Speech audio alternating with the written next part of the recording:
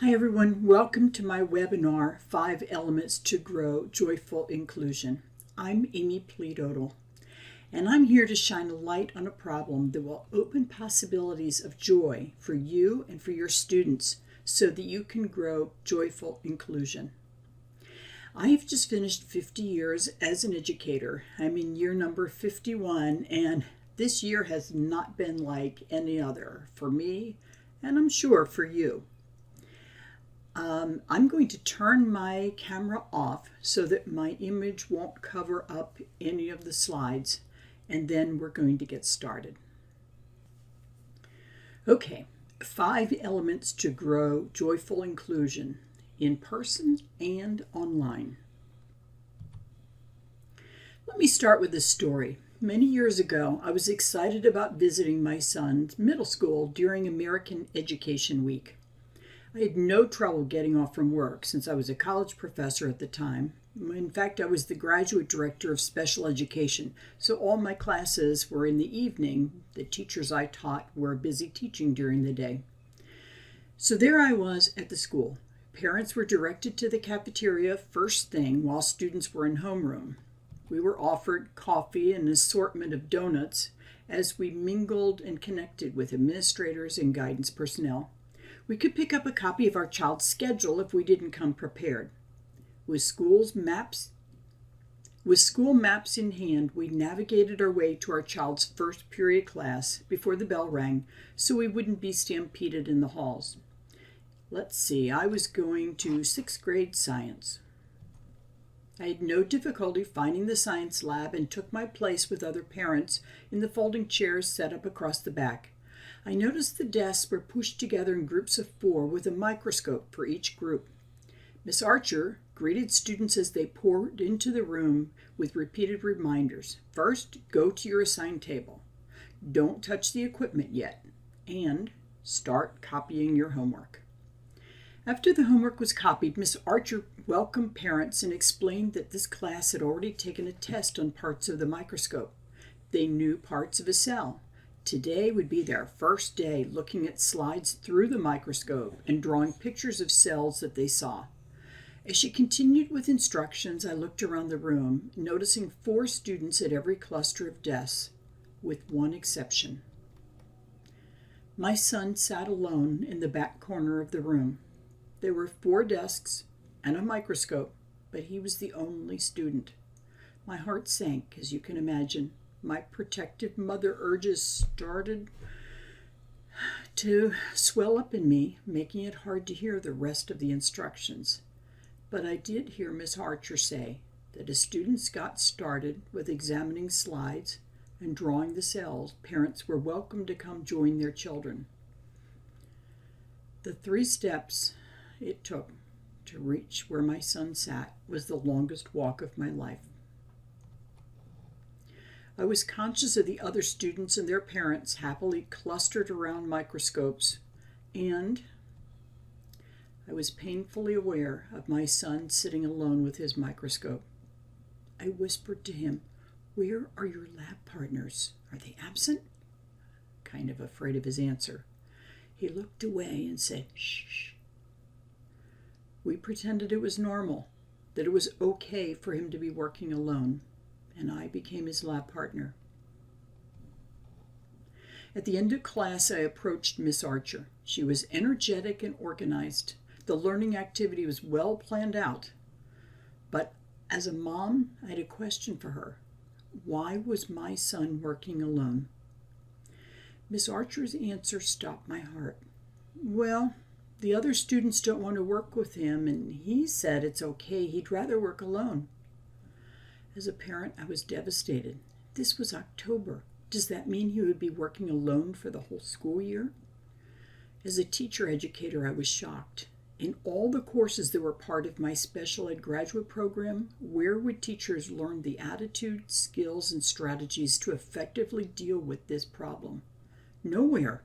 There were courses on lesson planning, assessments, and behavior management for individual students with behavior issues, but there was nothing on how to create a culture of belonging for all students. My son clearly didn't belong. And you know, he wasn't the only one back then, right? I'm sure you can picture other students in your classes over the years who were ostracized, isolated, and hurting. For many of them, it was because their disability made them not fit in. But there were others who were left out for other reasons: racial, economic, social, ethnic. All too many good teachers weren't equipped to effectively deal with it. Now it's 2021. Our global pandemic has affected everybody. All of the students pictured here are isolated in some way from their friends. Some of them have family members trying to help them with school, but so many have parents who are working extended shifts at hospitals, restaurants, grocery stores. They're essential workers, right? And some of our older students can't fully participate in school as we know it because they're responsible for younger siblings. Sadly, many students have family members who have lost jobs and are struggling financially, or they're sick and grieving lost ones.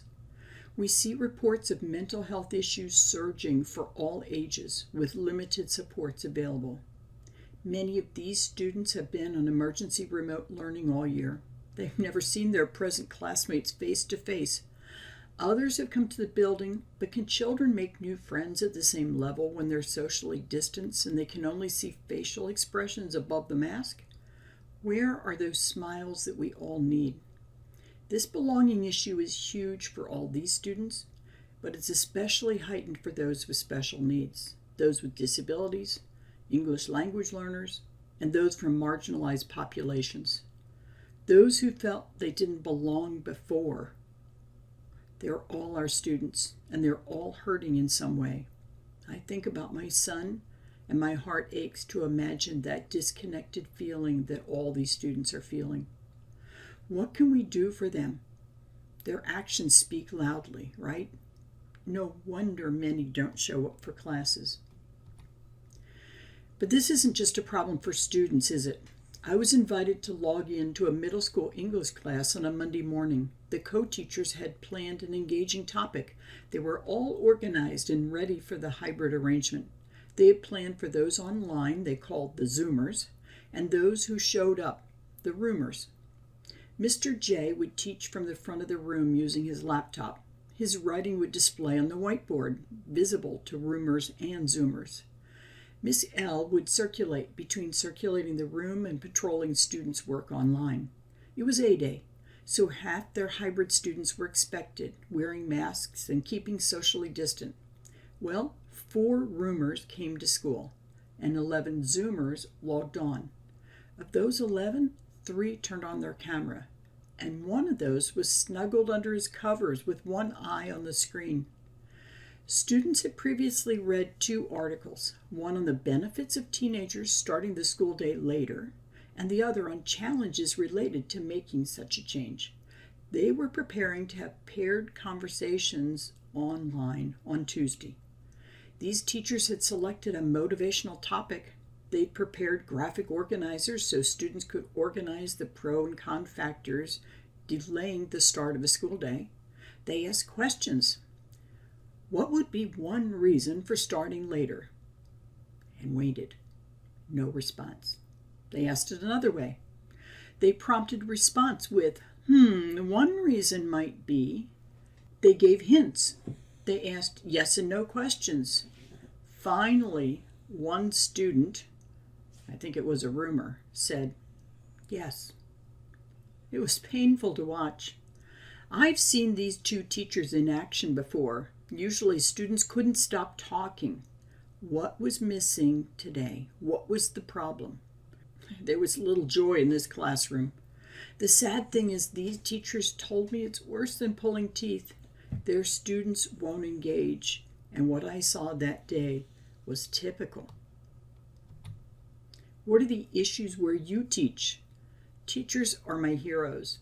I was amazed at the perseverance and tenacity displayed by Mr. J and Miss L, but the more stories I hear and read, the more I realize the issues are pervasive. And yet, teacher determination keeps coming, no matter what new challenge is thrown at them, no matter their personal reactions. They take a breath and roll up their sleeves, individually and collectively, and they figure it out. How long can teachers keep doing this without some relief? In a December blog post, Marion Campion cites 3 ways that teacher burnout affects us. First, emotional exhaustion. It's not unusual in caring professions, and it occurs when a caregiver cares for others too much and too long. Second, depersonalization. That feeling of being detached from others, unable to access empathy or compassion. And third, a decreased sense of accomplishment.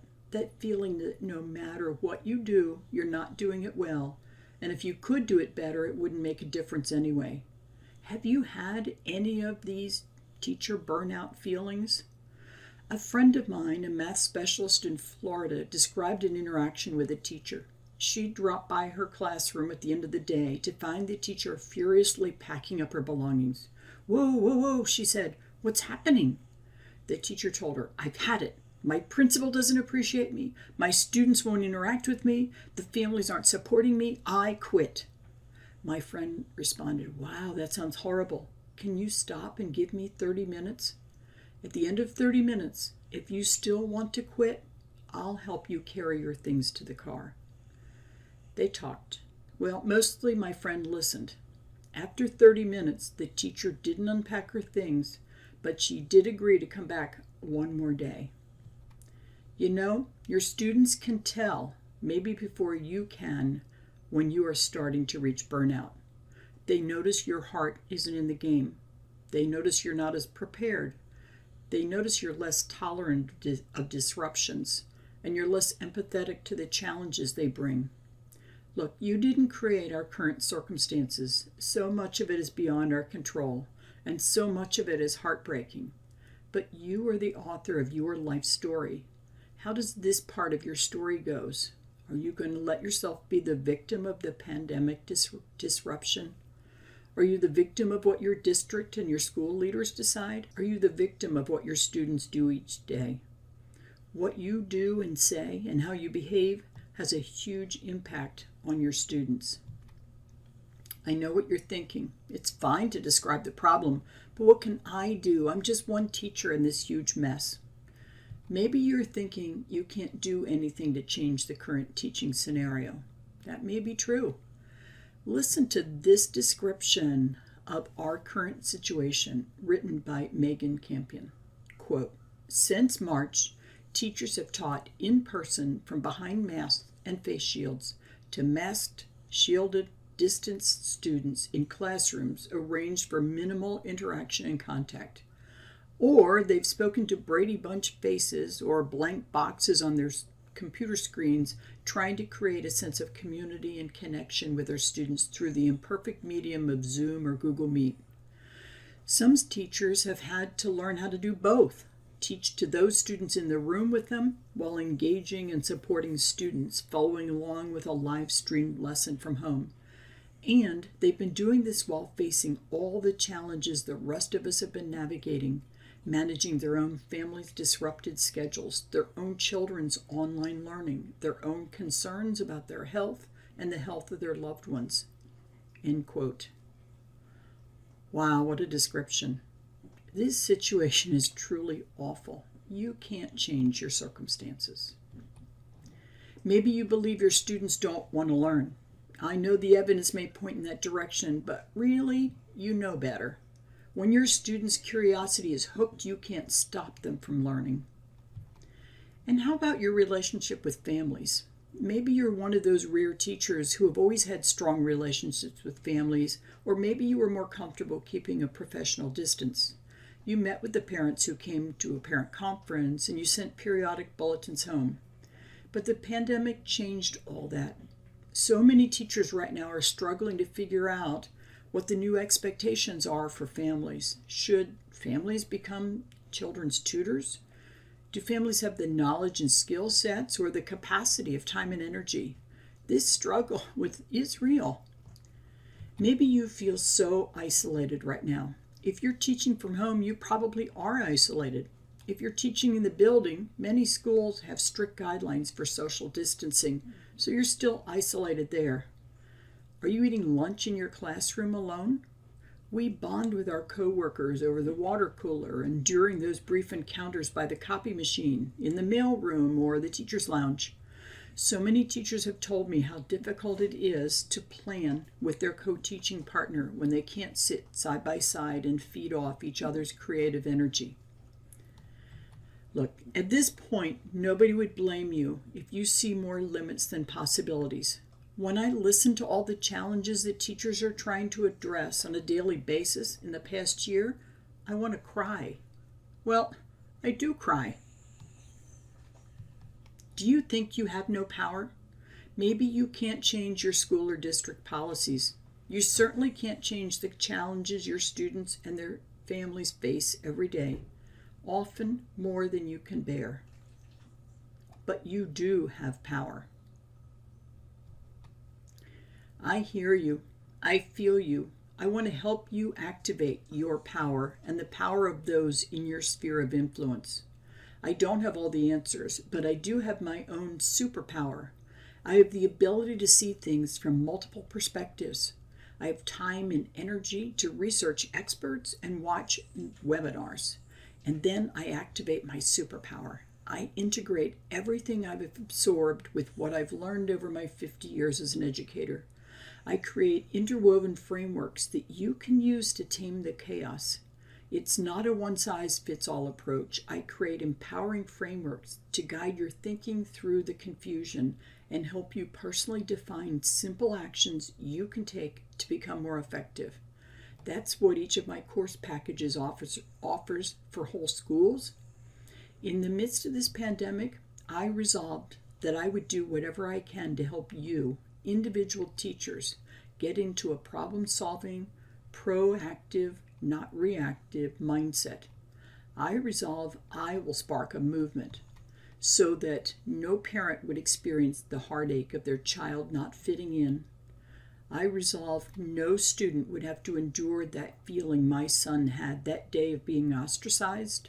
And more than that, I resolved that I would give teachers a framework that would be an antidote for burnout. I want you to experience abundant joy. You're my heroes, and we need you now more than ever. So I created this webinar to address that exact need. I thought about what I would want if I were teaching right now. How do we establish a climate in our classrooms, whether our students are roomers or Zoomers, so that all students will belong? How do we create a safe learning space for all our students? More importantly, how do we grow joyful inclusion that will rejuvenate teachers and keep them strong? I'll send everyone who registers for this webinar an email with a handout summarizing the 5-part framework I'm about to give you. If you haven't received any emails from me, they've probably gone to your spam or promotions folder. Be sure to look for them and drag them into your inbox so you'll receive the Joyful Inclusion handout and other bonus emails I've prepared for you. Now, let's begin with some definitions. First, inclusion. I'm putting on my professor hat here for a minute. Inclusion as a social philosophy means fostering acceptance, belonging, and community in schools and other social institutions. There's never been a time when this inclusive philosophy has been so much in the news and in the hearts of educators. This philosophy goes beyond students with disabilities to racial justice movements like Black Lives Matter, to the inequalities of technology, healthcare, and financial divide that were exposed by this pandemic. Recent U.S. data indicates that nearly 1 in 3 students now claims ethnic heritage of African American, Hispanic, Asian American, or Native American. In large cities like New York and Chicago, close to half the students entering kindergarten are English language learners. Many community groups are clamoring for social inclusion. Now, when the term is used in the phrase inclusive education, it means a value-based practice that attempts to bring all students, including those with disabilities, into full membership with their local school.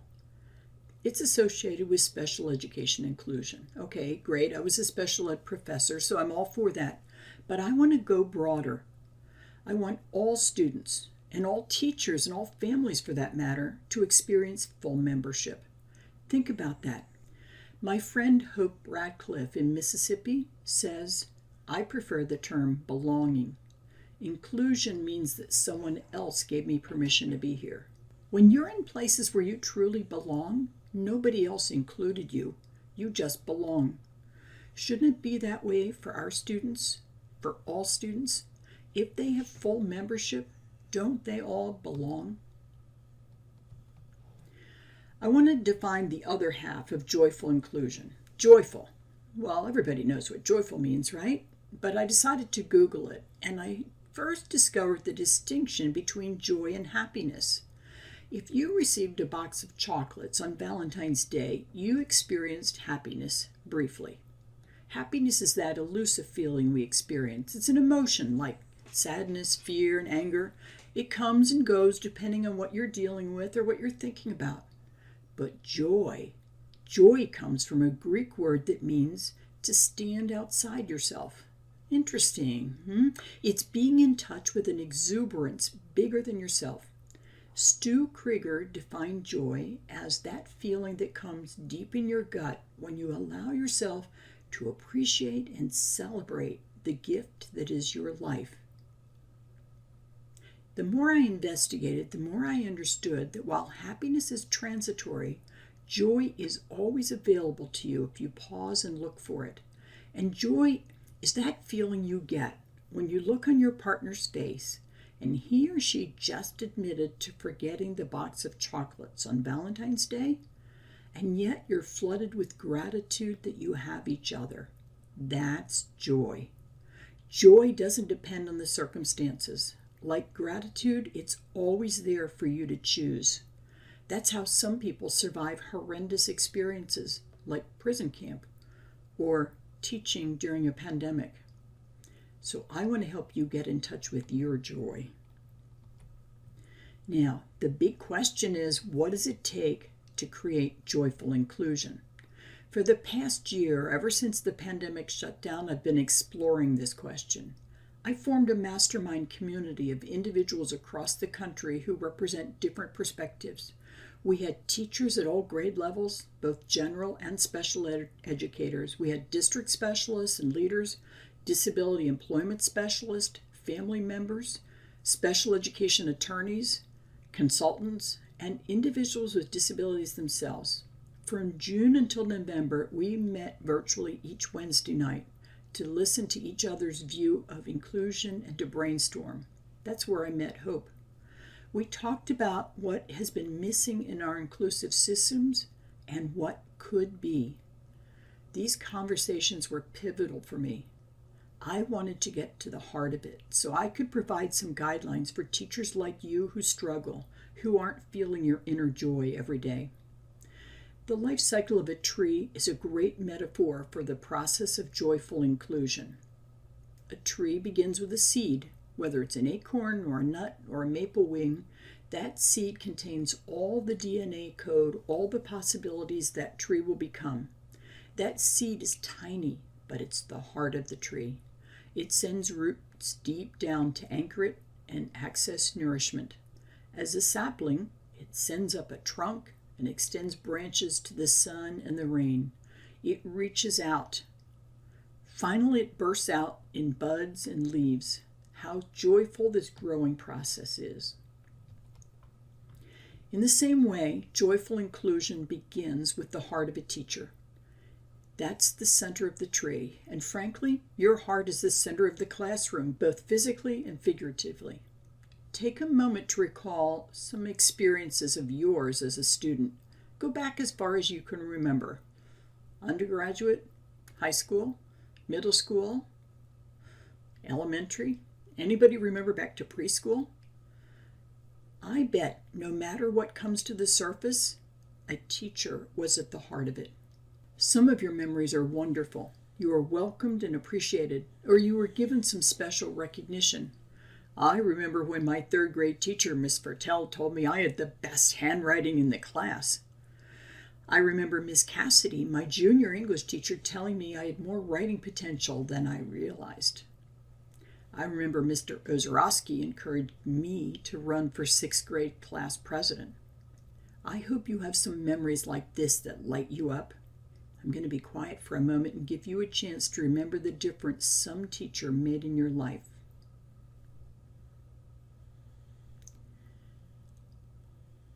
If we were there face to face, I'd invite you to share some of those stories. Most of us became teachers because of the influence of a teacher. Of course, we also have some bad memories of teachers, don't we? They're just as likely to stick. For too many students, there are more negative than positive. Some teachers told me they had nothing but bad memories of teachers, so they dreamed of becoming that teacher they always wished they had had. What memories will your students have of you? We know that the brain and the heart are both important organs of the body. Most of our training as teachers focused on developing our thinking capacity and strategies to develop the thinking capabilities of our students, right? But aren't both the brain and the heart important for learning and for life? You know, we're still legally alive when we're brain dead. Let that sink in. Think what that means. We pride ourselves on rational thought, but researchers have discovered that most of our decisions are made by gut instincts, our fight, flight, and freeze reactions, and our heart. I think we make a mistake by disconnecting the head and the heart. After all, joy is the heart's reaction to our best learning moments.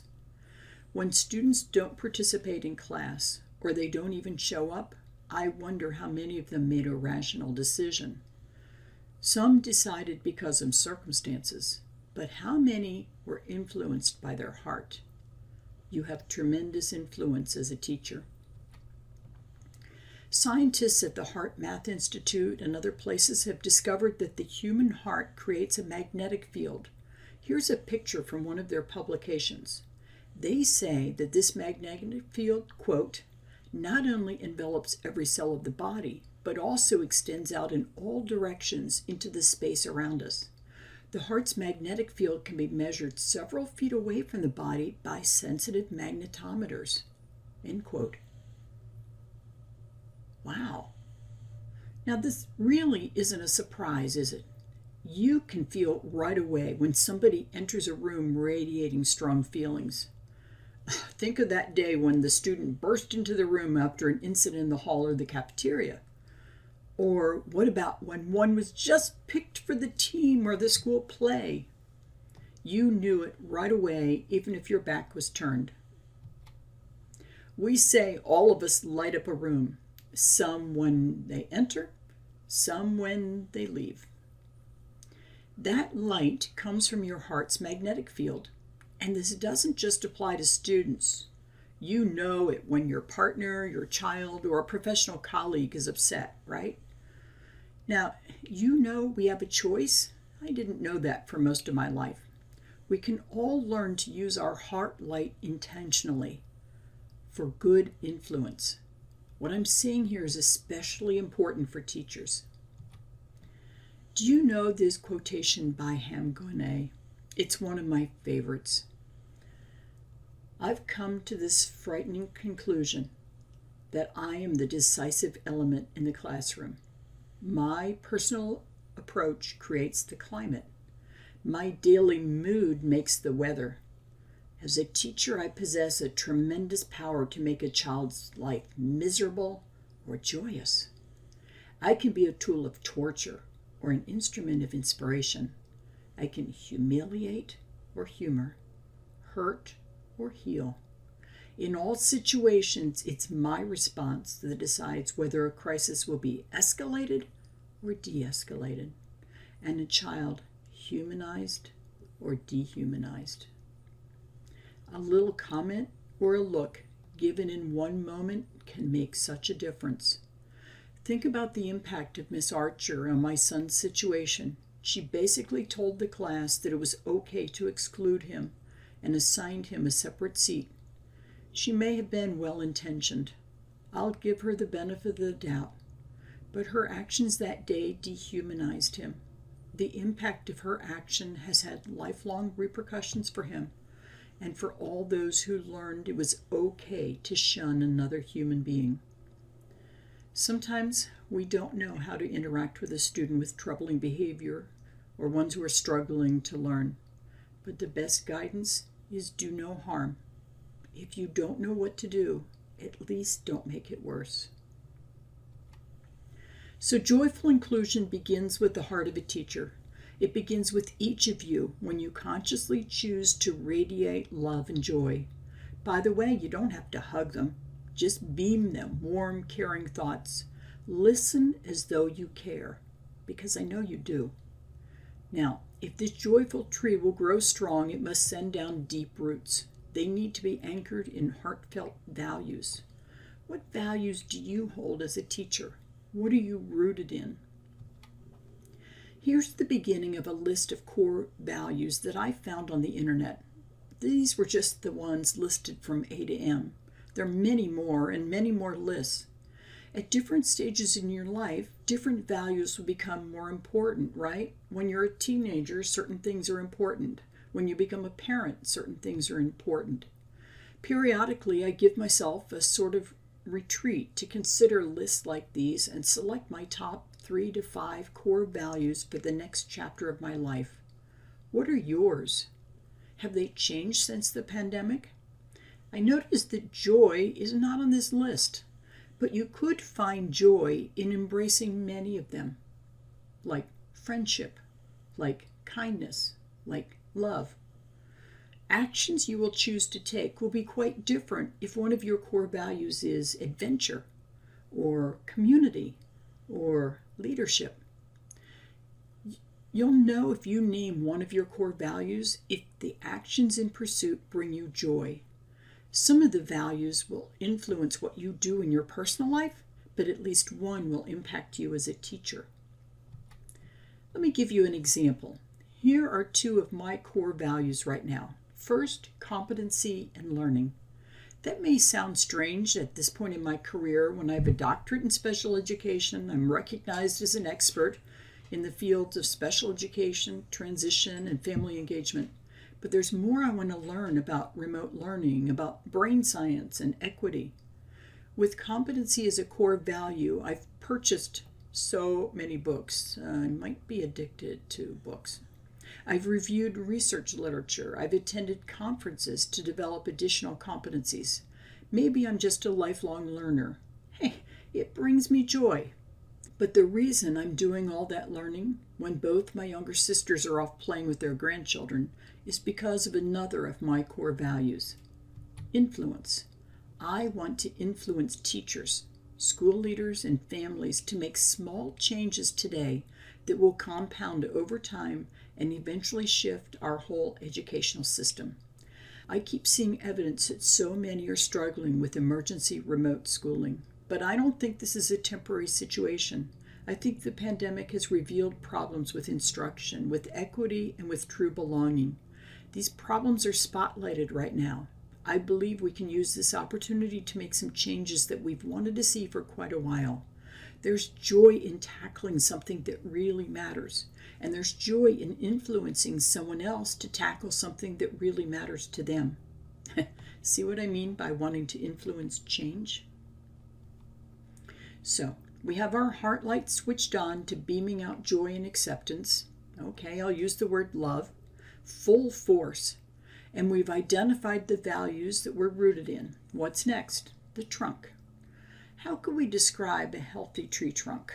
Straight, strong, connected to those roots, ever growing? What do you stand for as a teacher? I'm not talking about your school mission statement here. I'm talking about you. The person who dreamed about becoming a teacher, the one who persevered along your own unique path to become the kind of teacher you are today. Another way to say this is, what's your why? When so many teachers have thrown in the towel and left the field, you're still here. Why? Perhaps it'd be helpful to hear my why. It's built on my values, and it's my stand, as sturdy as a tree trunk. Even after 50 years in the education profession, I remember how it felt to be a first-year 7th grade English teacher in 1970. I remember that first day in my very own classroom. I was there early before the first bus arrived. I'd already arranged the student desks and decorated the bulletin boards. I had brought in plants and props for the window ledges and my desk. I had set the stage. In a few minutes, when students arrived, I would officially become the teacher I had dreamed about back when I set up a classroom for my dolls. I would be that teacher who inspired every student to expand their dreams and their potential. This was the setting where students would open their hearts and minds to me in a way that they had never before with any other teacher. I would be that teacher these students would never forget. Under my guidance, they would flourish. My students would become great writers. They would discover the joy of unpacking a story. They would get excited about diagramming sentences. Yeah, I know, nerdy, right? I was idealistic, and it was exhilarating. Now, I'm not unique. Ask any new teacher about their dream. I've interviewed countless graduate candidates. They all had a dream. I'm sure you had one too. In my present work, I get recharged when a teacher rekindles that flame and rediscovers their joy. It shines like a bright light, and it transmutes into creative learning opportunities for their students. In short, my why is teaching to inspire others, making a difference for all students, whether they're students in the K-12 world, students in the graduate world, or teachers who are still students of becoming the best teacher they can be. This is what brings me joy, and this is my stand. By the way, if you're clear about your values and you take a stand about what's important in your life, it's a whole lot easier to manage stressors. Did you know burnout is caused by the mismanagement of stress, not by the stressors? We have so many stressors these days, don't we? There are the ones imposed on us by our school and our district, and the ones we impose on ourselves by setting high standards. How many of you beat yourself up when something doesn't go well? That student was missing from class today. Those students didn't turn on their camera. These technology glitches destroyed my plans for a perfect lesson. And not only are we managing our own stressors, we take on the stressors of our students and their families. It's hard. There's a whole lot more I could say about this, but let me just pass on this wise tip that I heard from one of my mentors. When you're stressed by a current crisis, pause, take a breath, and switch on your wide-angle lens. Look at the situation from the big picture. How important will this be 5 years from now? Given everything you've ever done or will ever do, how important is this moment? Let's say I'm caught in a power struggle with a student. I could pick a colleague or a parent, but right now I'm going to pick a student. This moment seems like a crisis. I can feel my heart pounding, my shoulders tense, my palms getting sweaty. I might be thinking this student isn't going to win this power struggle, especially in front of other students. I'm the teacher. I'm in charge. But truthfully, will this student's challenge truly change my life? If I put on my wide-angle lens, take a breath or two, and remember my stand. I am a stand that every individual has dignity and worth. I am a stand for compassion and empowerment. I am a stand for belonging. I am a stand for joy.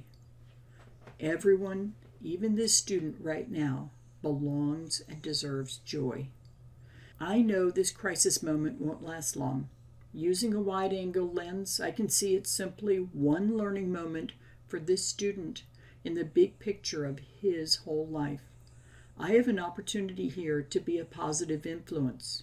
Will I escalate or de-escalate this crisis? My response can be a positive role model, and it's less stressful for me than getting upset. Can you see there's joy for me in knowing that my higher self was able to emerge in that moment? We have to be like this magnificent, solid trunk of a tree that stands strong in wind, snow, rain, hail. Like this tree, our stand is a statement to our students and their families, and our colleagues too. We are here for the long haul. We are not going anywhere. They can count on us. Some might even build a tree fort in us. It's a choice to be that strong, to have your trunk firmly planted. It's easy to forget why you became a teacher these days. I hope I'm reminding you now.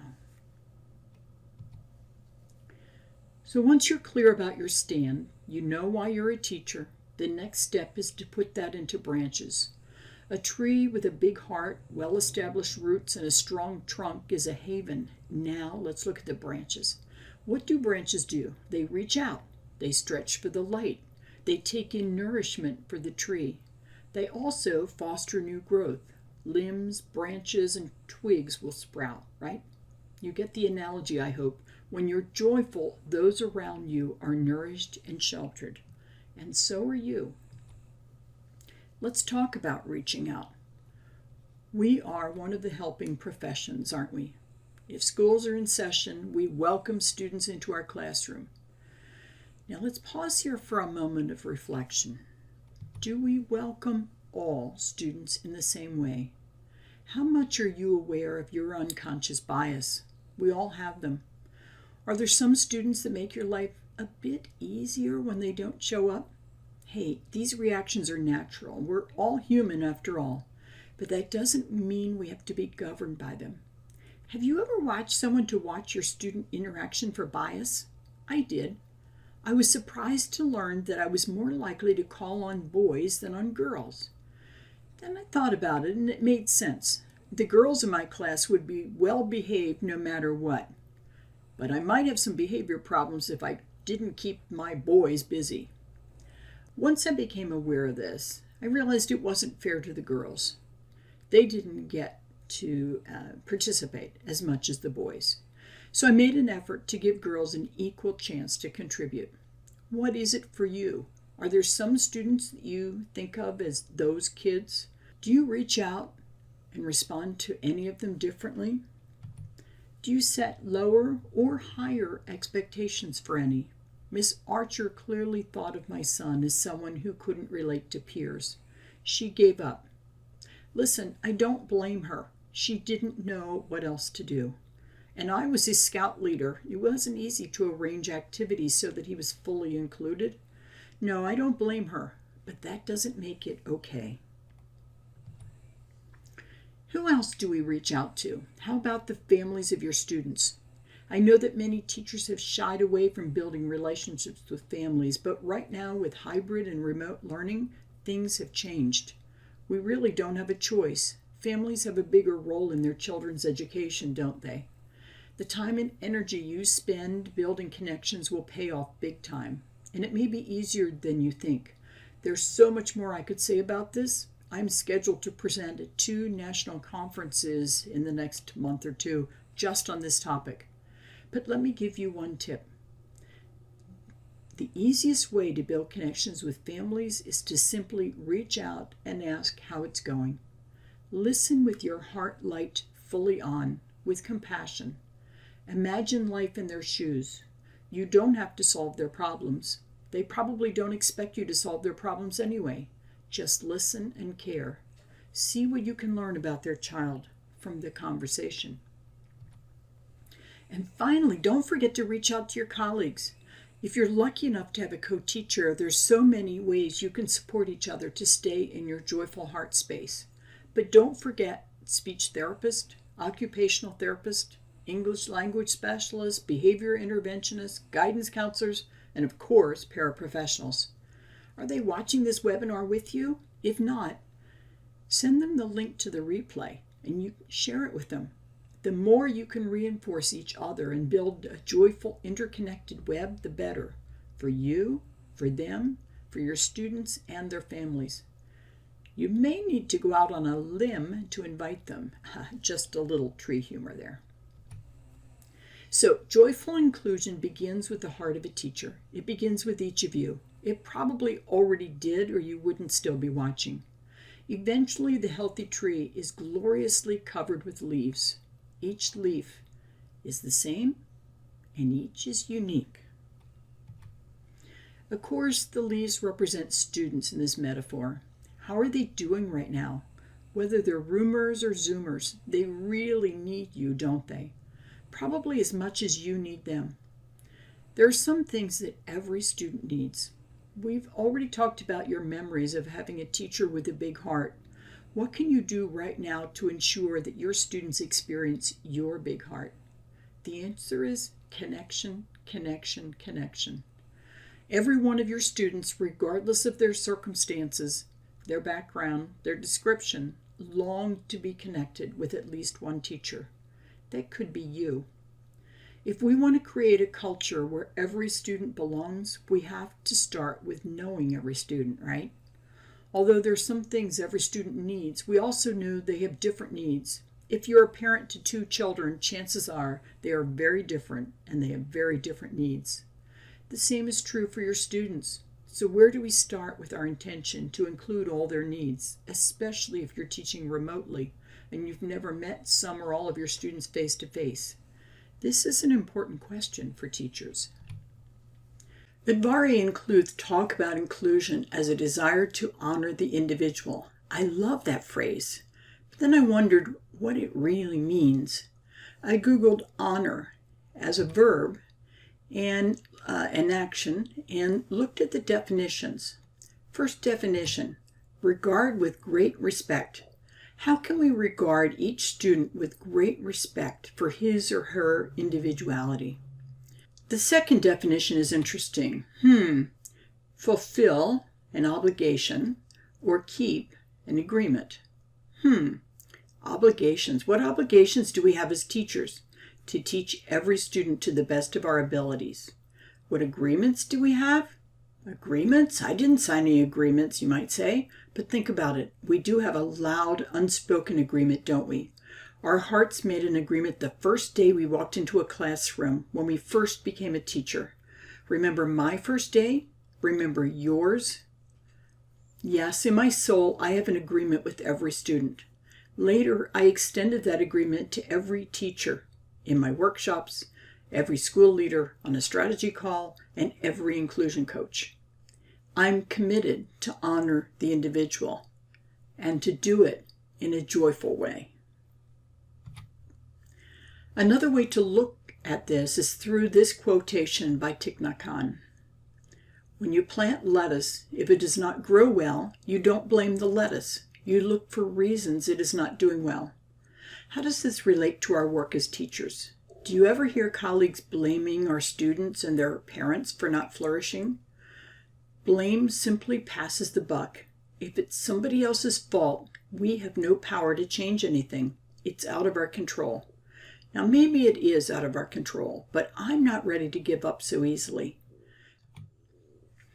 Now, I can hear your questions. Meeting the needs of all students sounds like a lot of work, especially if your student population is diverse. Do you teach students with disabilities, English language learners, homeless, immigrant, migrant? How about those who've been traumatized by racial inequality or events surrounding the pandemic? Yes, it's a huge task that we teachers have taken on, and it's a difficult burden if you're doing it out of an obligation or as a have-to that is expected by some external reality. Don't do it that way. These kids are not part of your to-do list. When you're in touch with your joy of teaching students, when your heart is at the center of your work, you'll find that it's a joyful and reciprocal experience. When we promote belonging so that every student contributes and belongs, then we have grown joyful inclusion. And who benefits? Each student certainly benefits from the opportunity to belong. General education peers learn acceptance and tolerance too, a lifelong skill. I can tell you there are benefits for the families. It's such a relief as a parent when I know this year this teacher accepts and empowers my son. He's safe to grow, and he's safe to take learning risks in her classroom, and he will belong. But bottom line, teachers, you benefit. The joy from joyful inclusion is a gift that keeps giving. When teachers experience and radiate that joy, they discover that it bounces back to them and rekindles their heart flame. This poster struck me. What do you plant in your students? Is it joyful? I want to share with you a video that Richard Wright created for me. He's my web designer and cartoon animator. As you're watching, think about all I've said about the power of joyful inclusion.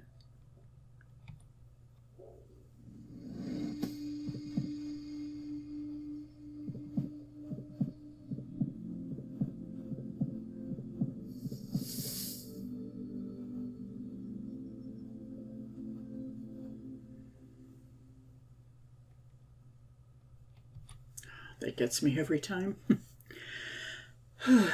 Now, you may be wondering if it's even possible to create joyful inclusion. Is this a daydream or imagination? Do you know the difference?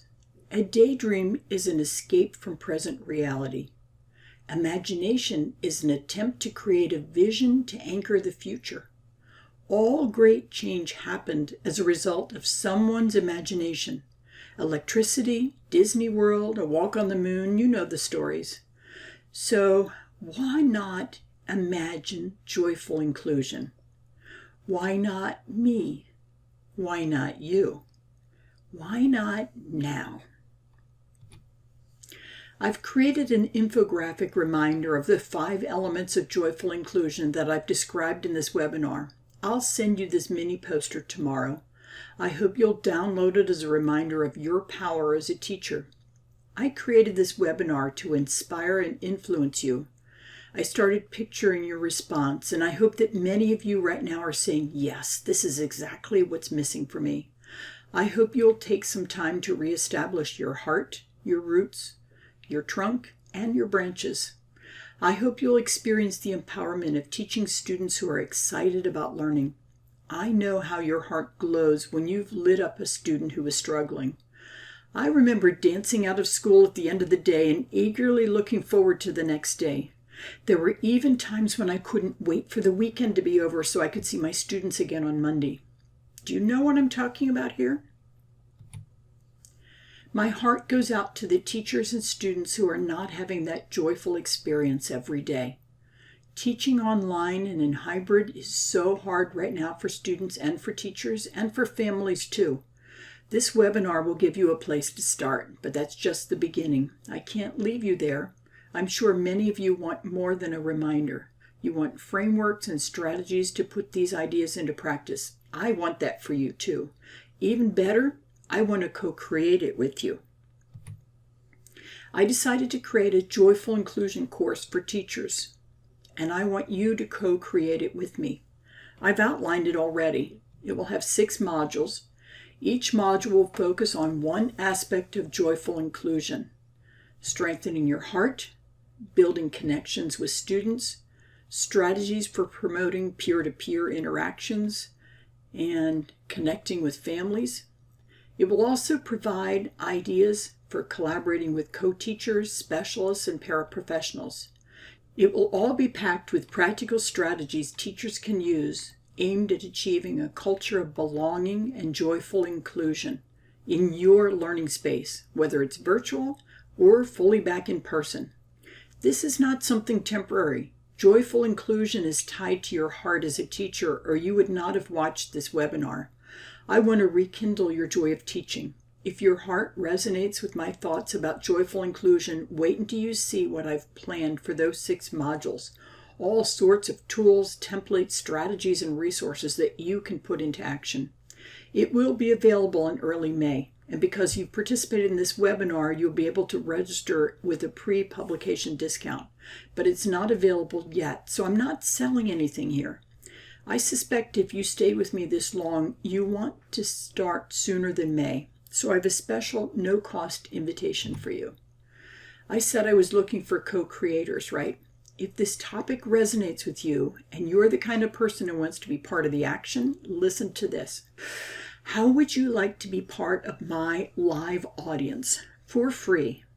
I'm looking for 25 to 35 teachers who will show up online when I'm scheduled to tape those 6 videos. This is a one-time thing and I won't do it live again. I'm so much more energized when I have a live audience instead of presenting to some camera. You know what I mean? And there'll be opportunities for us to interact. Together, we will co-create joy. As part of my audience, you'd get to hear all the content that I'm going to include in those 6 videos, all for free.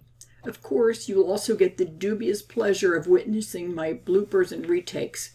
That goes without saying, right? I don't claim to be perfect. If you want to be part of the fun, you can sign up right now at amypleet.com/joyfulaudience. I'm looking for teachers who plan to be with me for all 6 sessions. Of course, I know when you're a teacher, things do come up, but I think you won't want to miss any of them. So, what's in it for you, as they say? Teachers need this information right now, don't they?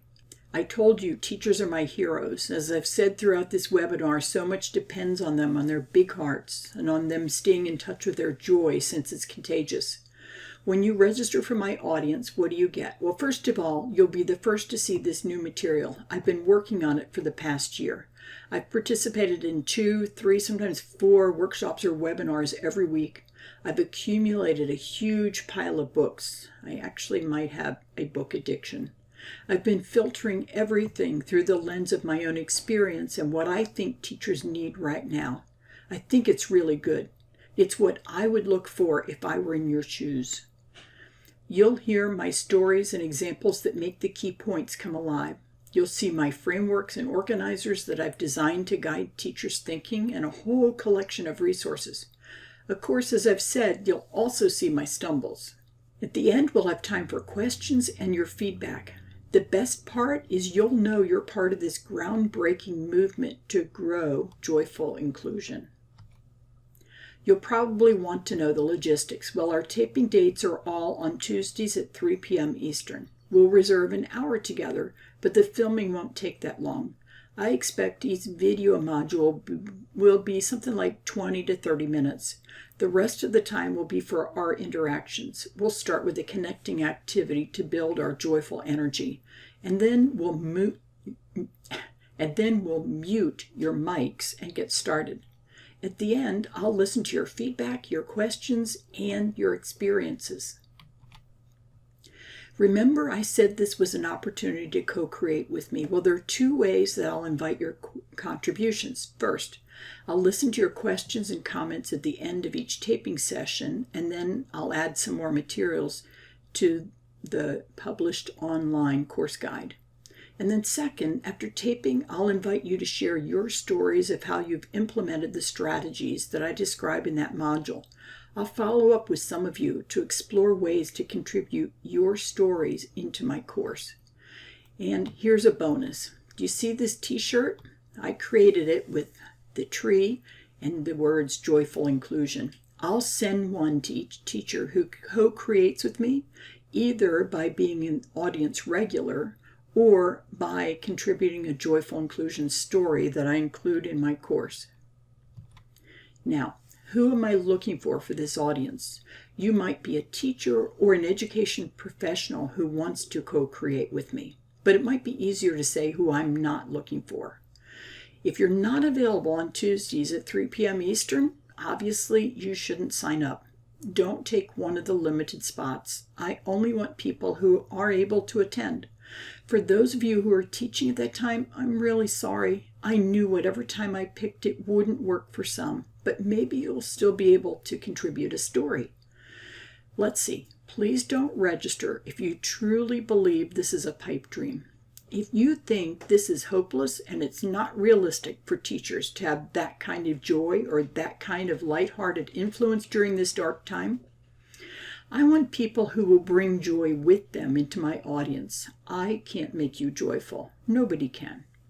Also, please don't sign up if you're seriously overwhelmed. Really. If you can't add one more thing to your schedule, I feel for you. I'll beam my heart light in your direction. Go. Take care of yourself. We can do this without you.